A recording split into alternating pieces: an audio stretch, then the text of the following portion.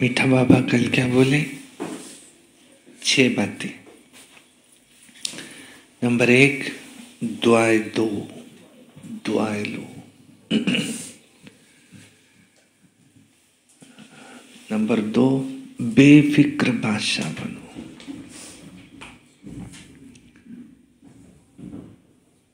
सब फिक्र किसको दे दो? एक बाबा।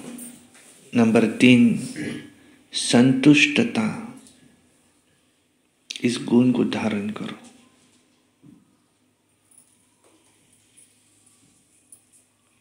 नंबर 4, मेरा को तेरा में परिवर्तन करो।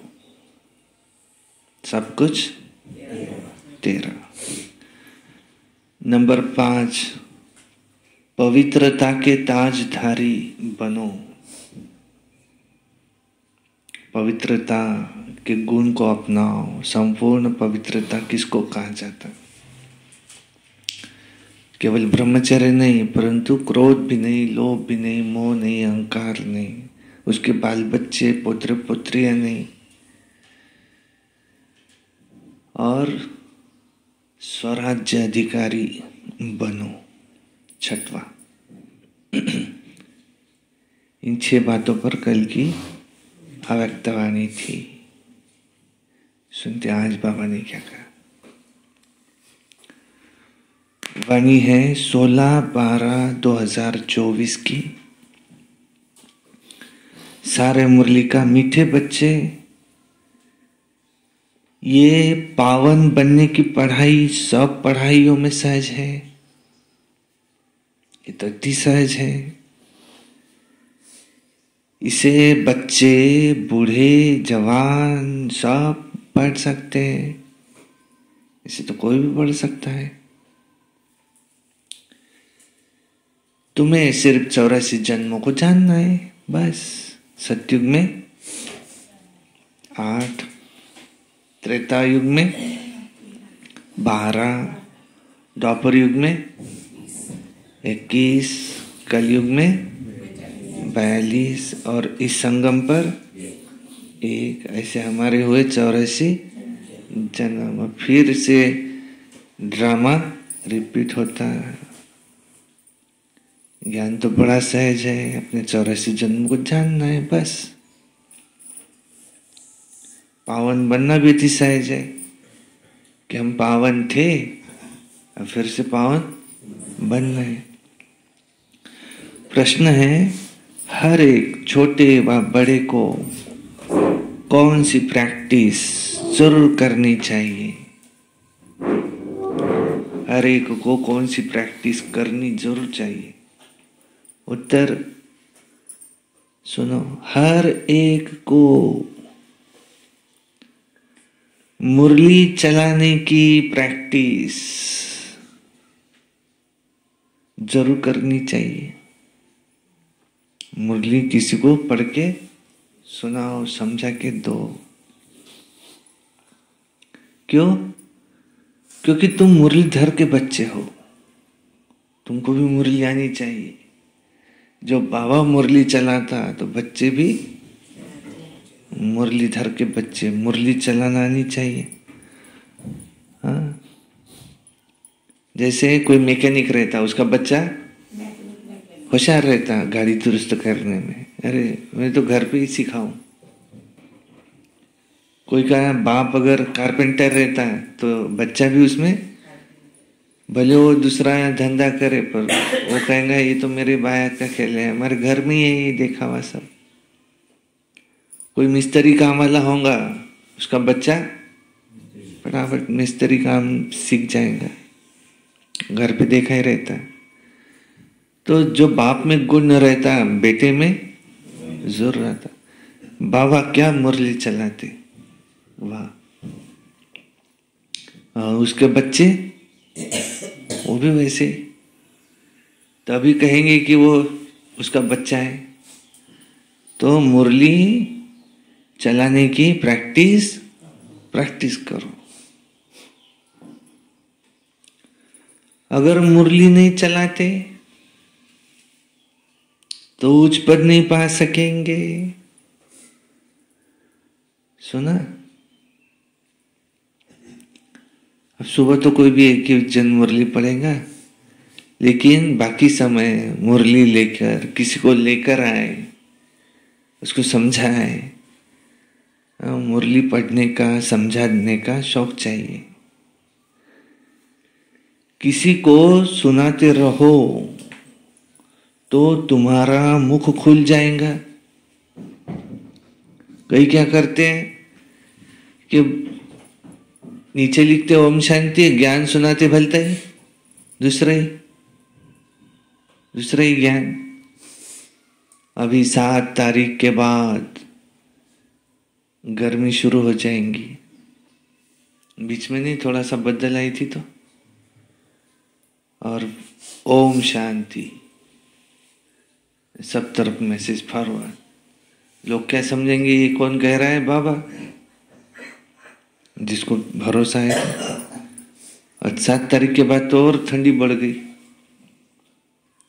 नहीं, मेरा अंदाज गलत था। अब 28 तारीख के बाद गर्मी शुरू हो जाएगी। उसको बोला तू ये ऐसे मैसेज डाली मत भाई, और उसके नीचे लिखता है ओम शांति, तो ये कोई बाबा का ज्ञान तो है नहीं। तो मुरली अगर चलाएंगे, क्योंकि खुद के पास कुछ है ही नहीं, तो यही बातें बताएंगे। वो बताने का है शौक, तो कुछ है नहीं तो ये बताएंगे। तो ये बताएं, मुरली पढ़ के सुनाओ। तुमको बताए नहीं है तो ये बताओ। तुम हर एक को बाप समान टीचर जरूर बनना है, हर एक को गाइड बनना है। जो पढ़ते हो वो तुमको औरों को पढ़ाना भी है। छोटे बच्चों को भी ये पढ़ाई पढ़ने का हक है। वो भी बेहद के बाप का वर्षा लेने के अधिकारी है। ओम शांति। अभी आती है शिव बाबा की जयंती, शिव जयंती। उस पर कैसे समझाना चाहिए? बाप ने तुमको समझाया है, अब तुम औरों को भी वैसे समझाओ। अब ऐसे तो नहीं, बाबा जैसे तुमको पढ़ाता है वैसे बाबा को ही सबको पढ़ाना है। शिव बाबा ने तुमको पढ़ाया, जानते हो, इस शरीर के द्वारा उन्होंने हमको पढ़ाया। बरोबर हम शिव बाबा की जयंती भी मनाते और हम नाम भी शिव का लेते। वो तो है निराकार, उनको शिव कहा जाता है। वो लोग कहते भी है कि शिव जन्म मरण रहित है, फिर उनकी जयंती कैसे? इस पर समझाओ। एक तरफ क्या कह रहे, परम पिता शिव परमात्मा, उनका नाम है शिव, और वे जन्म मरण रहित है। और फिर कहते कि उनकी जयंती माना जन्म दिवस है, शिव जयंती। अब ये कैसे? तो उनका माता के द्वारा गर्भ के द्वारा जन्म नहीं होता, उनका दिव्य अवतरण होता है, और वही यादगार उनका जन्म दिवस के रूप में मनाया जाता है। बाप आकर के इस तन का आधार लेते हैं। मुख तो जरूर चाहिए ना, नहीं तो बच्चों से बात कैसे करे? शिवलिंग के सामने हमेशा क्या दिखाते? नंदी। श्री कृष्ण के सामने नंदी देखा? नहीं। श्री लक्ष्मी के आगे देखा? लक्ष्मी महालक्ष्मी बैठा थे, कभी देखा? नहीं। गणपति के आगे देखा? हनुमान जी के आगे देखा? नहीं। लेकिन शिवलिंग के आगे हमेशा नंदी दिखाते। क्यों? क्योंकि उनको अपना शरीर नहीं है, वो किसी और के शरीर का आधार लेते हैं। अब कैसे बताना? तो वो ऐसे बताया भक्ति मार्ग में। और वो भाग्यशाली रथ कौन सा है? प्रजापिता ब्रह्मा क्योंकि गायन है ब्रह्मा के द्वारा स्थापना, तो इनमें आएंगे तभी स्थापना कर सकेंगे। फिर विष्णु के द्वारा सत्युग में पालना, विष्णु माना लक्ष्मी नारायण का कंबाइंड रूप, और शंकर के द्वारा विनाश। तो ऊपर से प्रेरणा होती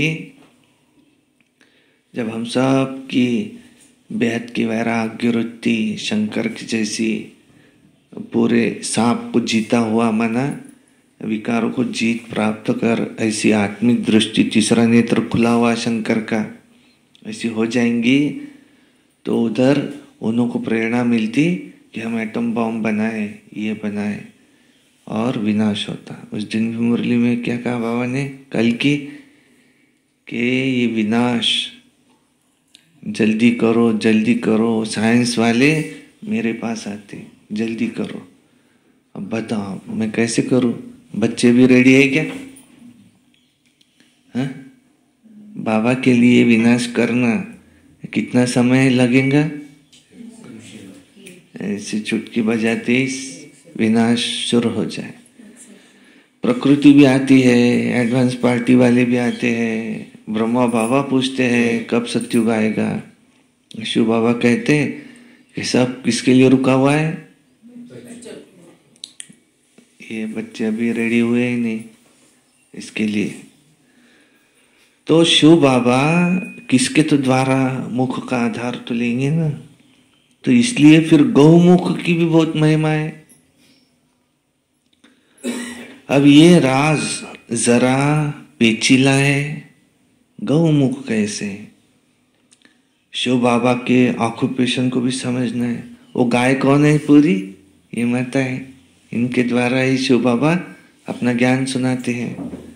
गौमुख हमारा बेहद का बाप आया हुआ है, उनसे ही हमको बेहद का वर्षा मिलता है। बरोबर भारत को बेहद का वर्षा था, और किसको होता नहीं।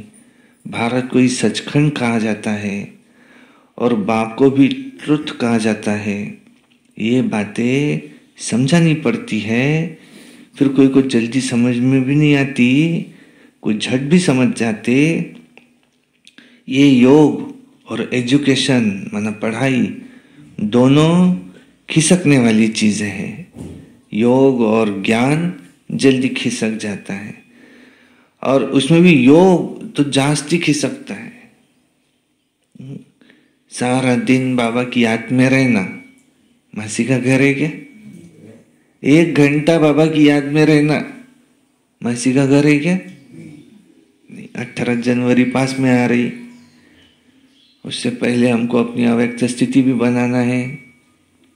तो कम से कम 4 घंटा बैठ कर के योग, और 8 घंटा पूरा चलते फिरते का योग चाहिए। तो याद देखो खिसक जाती है। नॉलेज तो बुद्धि में रहती ही है, बाकी याद ही घड़ी घड़ी भूलते हैं। नॉलेज तो तुम्हारी बुद्धि में है ही कि हम कैसे 84 जन्म लेते हैं। जिसको ये नॉलेज है वही बुद्धि से समझ सकते हैं कि जो पहले पहले आते हैं वही 84 जन्म लेंगे। सब लेंगे क्या 84 जन्म? कौन लेंगे? जो 9 लाख पहले आए थे। सबके 84 नहीं होते। जो यहाँ बैठे भी जो 9 लाख में आएंगे उनके ही पूरे 84 जन्म होंगे। पहले ऊंचे थे ऊंच लक्ष्मी नारायण को कहेंगे। नर से नारायण बनने की कथा भी नामी ग्रामी है। पूर्णमासी पर बहुत जगह सत्यनारायण की ये कथा चलती है। अभी तुम जानते हो कि हम सचमुच बाबा के द्वारा नर से नारायण बनने की वो पढ़ाई पढ़ते हैं। यह है वो पढ़ाई, पावन बनने की पढ़ाई, और है भी सब पढ़ाइयों से बिल्कुल सहज। 84 जन्मों के चक्र को जानना है बस। और फिर ये पढ़ाई सबके लिए एक जैसी है, चाहे बूढ़े बच्चे जवान जो भी हो, सबके लिए एक ही पढ़ाई है। छोटे बच्चों को भी हक है, अगर माँ बाप इन्हों को थोड़ा थोड़ा सिखाते रहे तो टाइम तो बहुत पड़ा है। बच्चों को भी ये सिखाया जाता है कि शिव बाबा को याद करो। आत्मा और शरीर दोनों का बाप अलग अलग है। आत्मा बच्चा भी निराकारी है तो बाप उन आत्मा का वो भी निराकारी है। ये भी अब तुम बच्चों की बुद्धि में है कि वो निराकार शिव बाबा वो हमारा बाप है।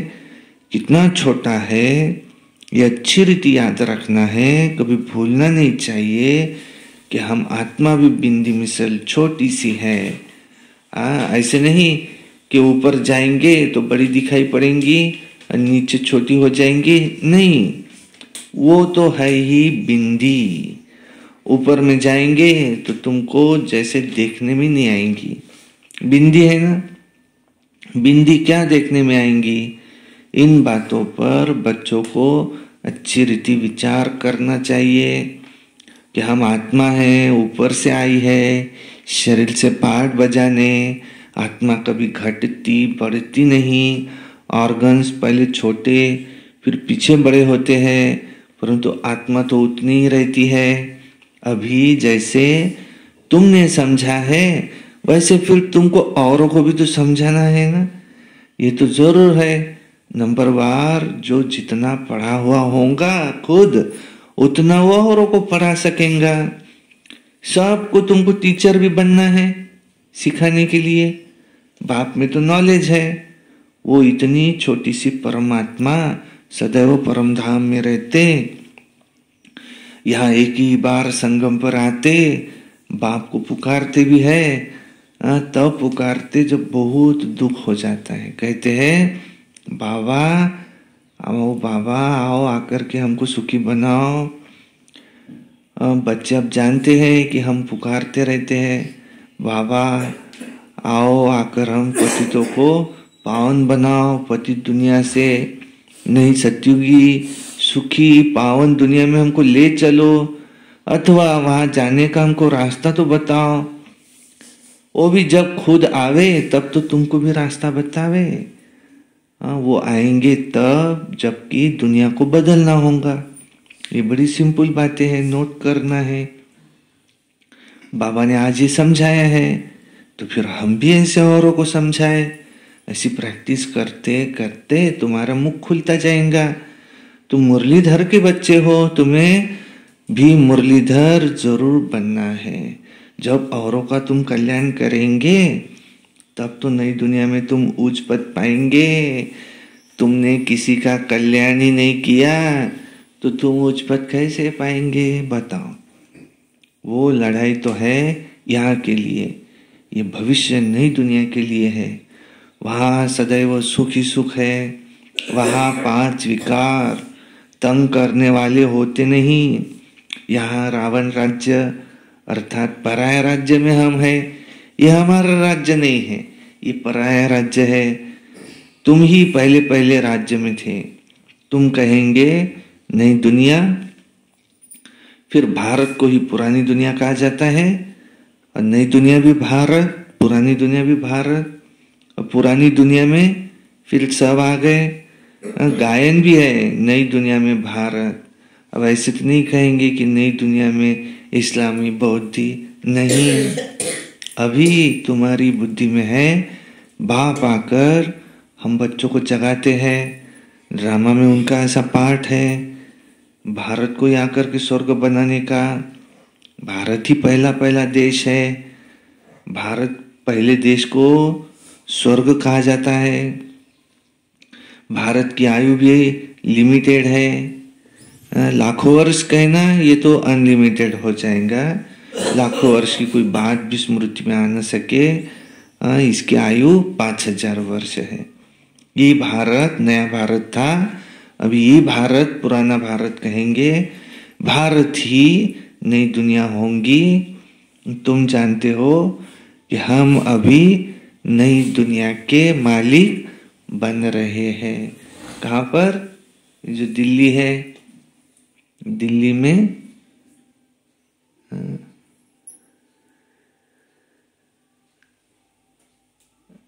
यमुना का कंठा होगा और वहां पर ही स्वर्ग होगा। और उसका नाम क्या है?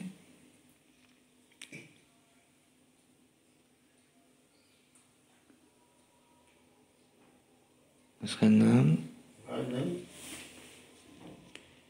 नाम है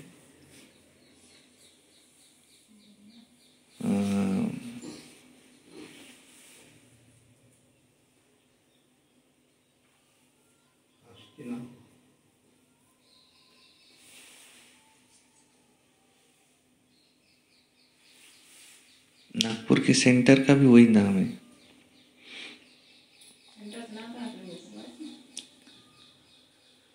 सतयुग में दिल्ली को क्या नाम है जो नागपुर के सेंटर को भी वही नाम है?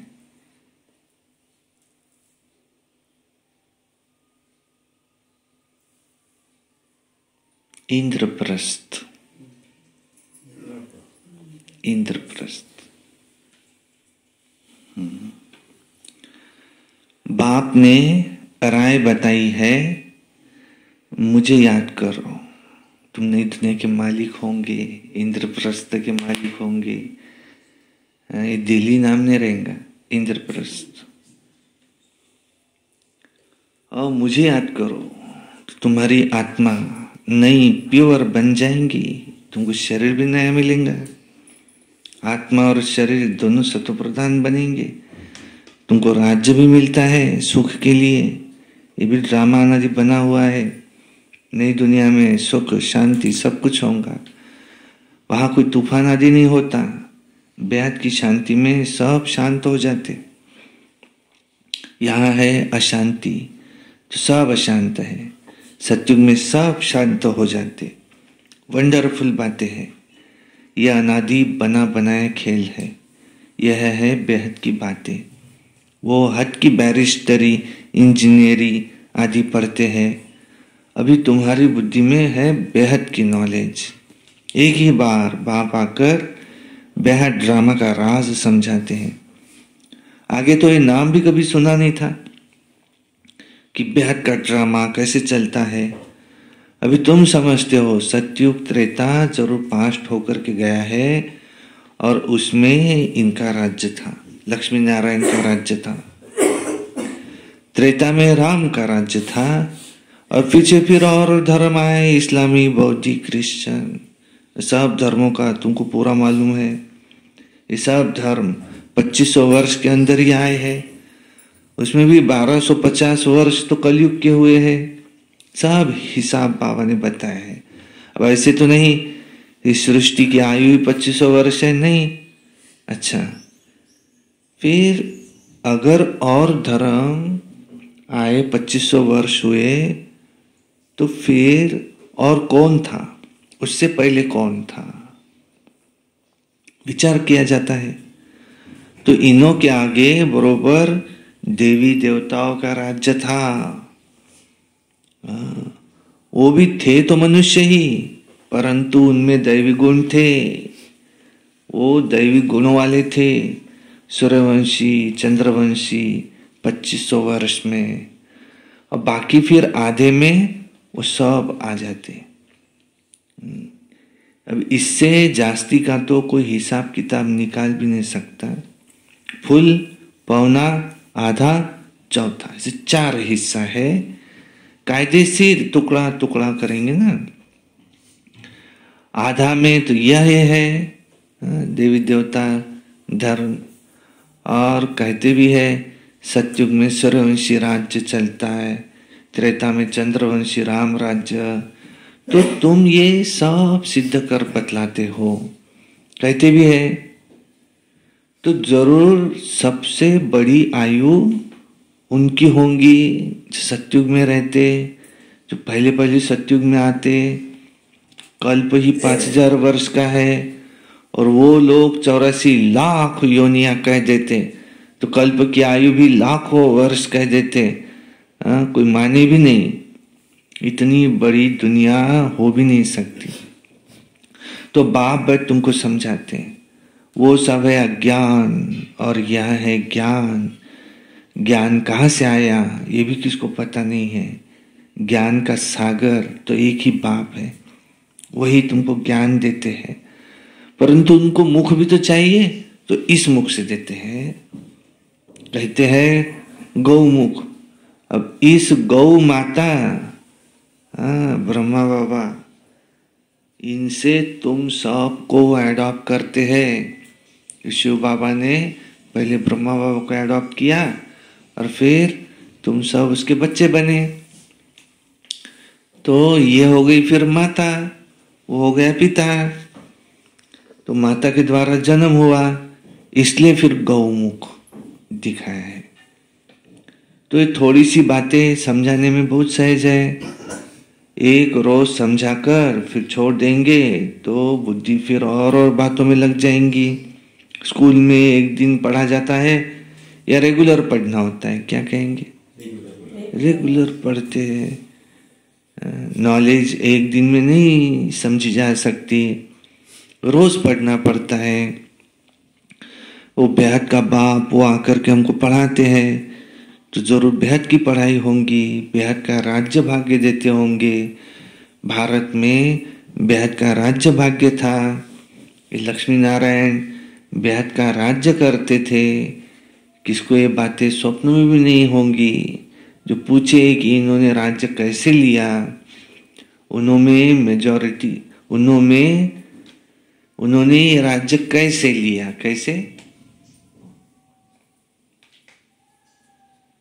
कैसे लिया उन्होंने राज्य? लक्ष्मी नारायण कैसे बने? प्यूरिटी के दम पे। उन्होंने प्यूरिटी जास्ती थी। प्यूरिटी जास्ती किसको आएंगी? जो योगी होगा। जितना जास्ती योगी उतना जास्ती पवित्र। नहीं, योगी जितना जास्ती योगी उतना जास्ती पवित्र। जितना जास्ती भोगी उतना जास्ती रोगी, वो अलग, वो ऑपोजिट।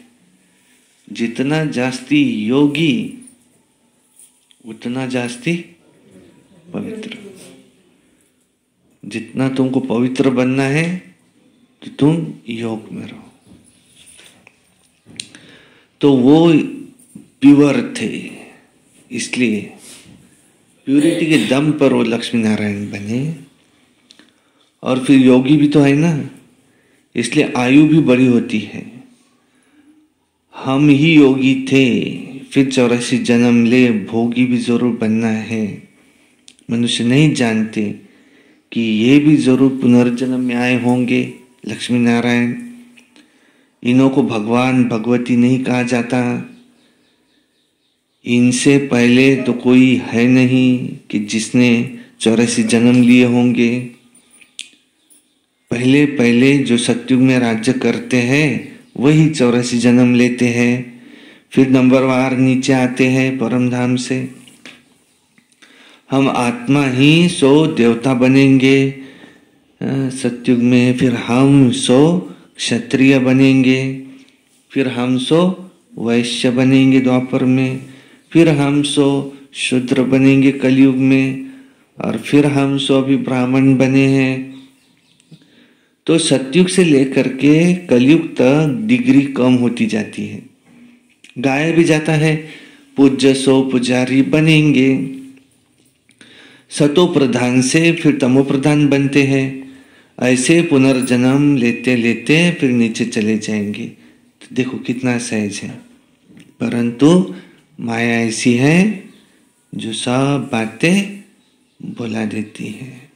ये सब पॉइंट्स इकट्ठी कर किताब आदि बनाए, लेकिन वो तो कुछ रहेगा नहीं, तो सब टेम्पररी है। बाप ने कोई गीता तो नहीं सुनाई थी जो ये हाथ में ले करके, बाप तो जैसे आप समझा रहे हैं ऐसे ही समझाता था। ये वेद शास्त्र आदि ये तो सब बाद में बनते हैं, ये सब तो होल लॉट जो है अभी देखो विनाश होगा, अब सब जल जाएगा। सतयुग त्रेता में फिर कोई पुस्तक होता ही नहीं। फिर द्वापर से जब भक्ति शुरू होती है तो भक्ति मार्ग में बनता है, कितनी चीजें बनती है, रावण को भी बनाते हैं, परंतु बेसमझी से कुछ भी बता नहीं सकते। बाप समझाते, हर वर्ष रावण का पुतला बनाते, एफिजी बनाते हैं और उसको जलाते हैं, तो जरूर ये तुम्हारा बड़ा दुश्मन है, परंतु दुश्मन कैसे है ये भी कोई नहीं जानते। और वो समझते हैं कि इसलिए दुश्मन है क्योंकि सीता को चुरा के लेके गया, इसलिए शायद दुश्मन है। अब राम की सीता कौन? राम की सीता ये आत्मा रूपी सीता, इसको चुरा के लेके गया रावण। माना 5 विकार पुरुष के, 5 विकार स्त्री के, और अपनी कैद में रखा है। फिर आत्मा रूपी सीता है और उसको पुकारती है राम को, शिव बाबा को। राम की सीता को चुरा ले गया तो माना बड़ा डाकू हुआ ना। तो तुम आत्माओं को रावण ने चुरा लिया तो कितना बड़ा डाकू हो गया ना। हाँ, अब कब चोरी की उसने? अब त्रेता में कहे वह त्रेता के अंत में कहे। त्रेता के अंत में, द्वापर की शुरुआत में रावण आया, आत्मा रूपी सीता को अपनी कैद में कर लिया। कहने लगा मैं जो कहूंगा वैसे ही करना है तुमको। फिर आत्मा भी वैसे ही नाचने लगी उसके, रावण के इशारों पर। इन बातों पर भी विचार किया जाता है। कभी चोरी होनी चाहिए। कौन से राम की सीता जो चुराई गई? राम सीता की राजधानी चली। तो फिर कब चली, क्या हुआ? एक ही राम सीता चले आए क्या? तो ये शास्त्रों में जैसे कहानी बनाई हुई है, विचार किया जाता है कि वो कौन सी सीता। 12 नंबर होते हैं ना राम सीता, ये 12 जन्म होते ना, तो कौन सी फिर उसमें की सीता चुराई? तो जरूर सबसे पिछाड़ी की होंगी। ये तो जो कहते हैं राम की सीता चुराई गई, अब राम ने राज्य में, अब राम के राज्य में, और तो सारा समय एक का ही राज्य तो नहीं होता होगा ना, उनकी डिनास्टी होती है, एक राम सीता तो नहीं होते। तो फिर बाद में वो दूसरों को गद्दी देते हैं, अपने बच्चों को, जो गद्दी पर बैठते वो राम सीता। तो कौन से नंबर की सीता उसमें की फिर चुराई गई? तो जरूर 12वें नंबर की सीता चुराई गई होंगी। सब समझने की बात है, क्यों 12 जन्म होते ना। अब तुम बच्चे बड़ी शीतलता से किसी को भी ये सब राज समझा सकते हो। बाप समझाते हैं कि भक्ति मार्ग में मनुष्य कितना धक्का खाते खाते अभी दुखी हो गए हैं, और जब अति दुखी होते हैं तो रड़ियां मारते हैं कि बाबा हमें इस दुख से छुड़ाओ। रावण तो कोई चीज ऐसे है नहीं, अगर है तो अपने राजा को फिर हर वर्ष मारते क्यों है? तो रावण की जरूर स्त्री भी तो होंगी, मंदोदरी दिखाते हैं। मंदोदरी का भी तो भूत बनाकर जलाए, परंतु ऐसे तो कभी होता नहीं। तो बाप बैठ समझाते, ये है झूठी माया, झूठी काया, झूठा सब संसार। अभी तुम झूठे मनुष्य से, वो तो जो करते आए सब झूठी करते आए, अब तुम झूठ मनुष्य से सच्चे देवता बनने के लिए यहाँ बैठे हो, तो फर्क तो हुआ ना। और वहां सचखंड में, सतयुग में, वहां सदैव तुम सच बोलेंगे, वहां झूठ होता ही नहीं, वो है ही सचखंड, और ये है झूठ खंड। ऐसा कोई यहाँ नहीं कि जो कभी झूठ न बोला हो, है कोई? है? कि आज तक मैंने कभी झूठ नहीं बोला, है कोई ऐसा? नहीं कह रहे सब। कोई माई का लाल है ऐसा? अपने माई का लाल कोई है कि देखो कभी झूठ नहीं बोला आज तक? कम भी नहीं, ज्यादा से ज्यादा झूठ बोल। हाँ। कोई माई का लाल है जो कहे कि मैंने कभी क्रोध नहीं किया आज तक बचपन से लेकर? कोई है?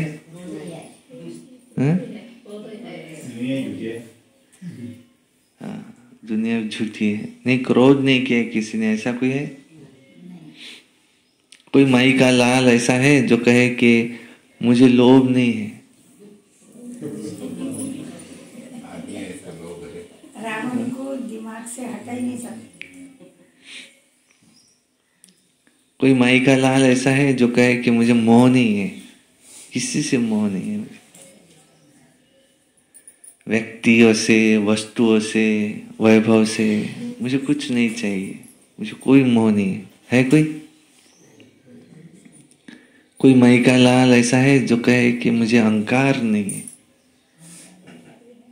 हाँ?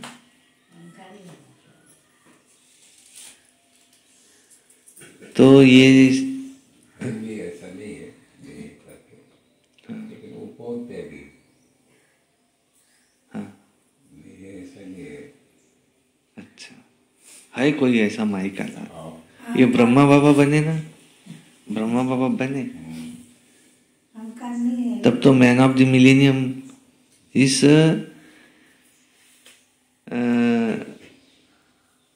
युग में ऐसा कौन सा व्यक्ति है जो नंबर 1 पे रखेंगे उसको? तो कोई ने कहा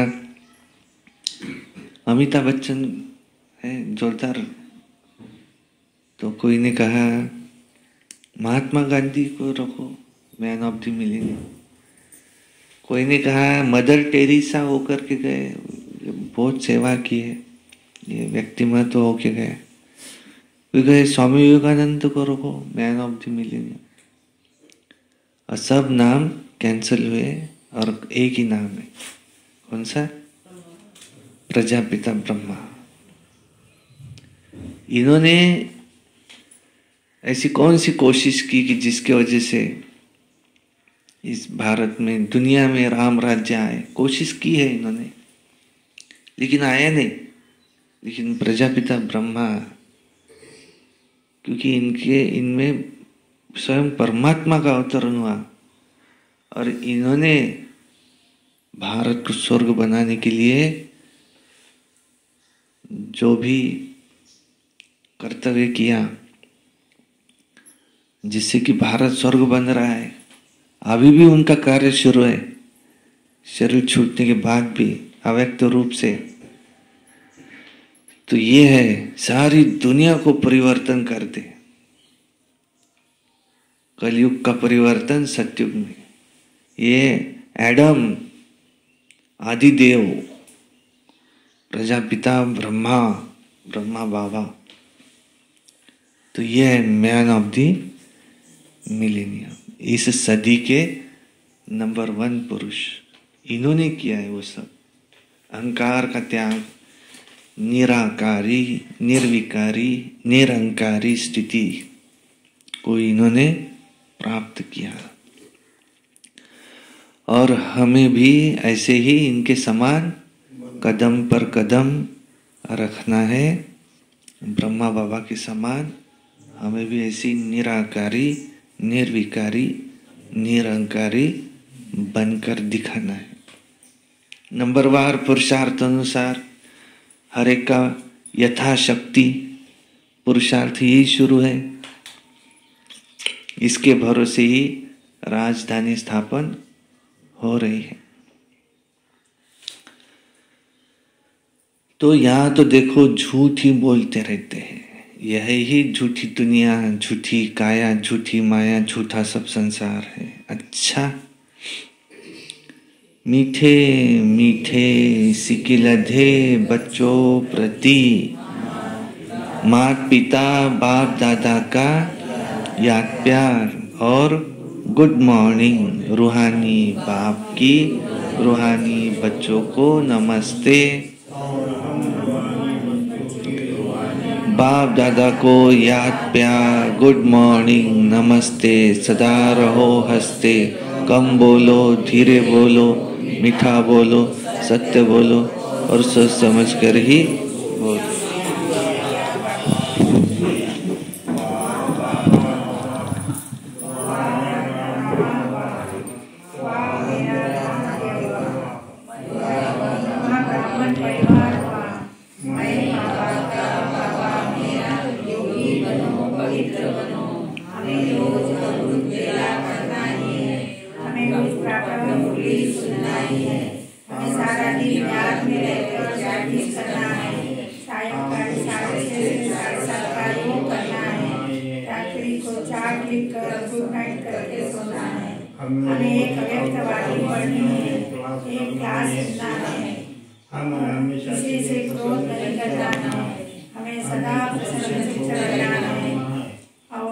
यह वर्ष मुक्ति वर्ष मनाना है, बेवदा गांव को पवित्र बनाना है और 18 जनवरी को हाल का उद्घाटन बड़े धूमधाम से करना है और सरस्वती भवन भी बनाना है।